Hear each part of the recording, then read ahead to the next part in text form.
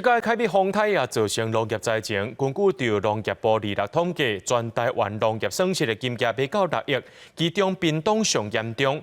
农业部长罗南会勘针对受灾严重的地区，会将全部的作物拢列入去天然灾害救助，而且这补助款呢会量早拨予农民。菜园内面的菜全部拢冷去，有汤丝菜、小白菜规丛歪去，到搭菜园阁有积水，这些菜色拢未堪得这届风台大风雨。高雄主瓜菜色专区面积有买300公顷，因为菜色上惊淹水，农民认为这届农损会遮严重，是因为雨落伤济工，菜色烂糊糊嘛袂赴抢救。农会理事长认为，即马市场菜色价销上无嘛爱等1个月才通恢复。有大风台大雨的来，就拢无啊，就对啊。叶菜就是足惊即个雨水的。应该是水袂死啊，吼，啊到即嘛是一定足贵啊。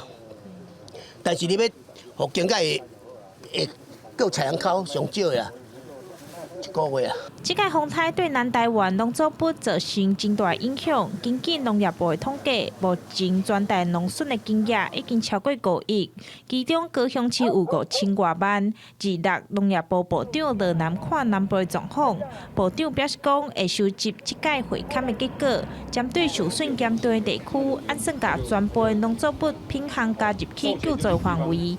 地方政府嘛唔免会勘，减少行政定数。免现勘的部分，由县市政府这边去认定，如果它区域达到一个普遍性的一个灾害的时候，可以免现勘20%的那些灾损率，那这样的话就可以加快公所的一个作业的时间。除了到主管的菜色，部长嘛去燕巢看芭乐，搁去屏东看金蕉。这届农损上严重的县市就是屏东县，损失2亿多。农业部答应会量早公布申请补助事项，让农民较好过日子。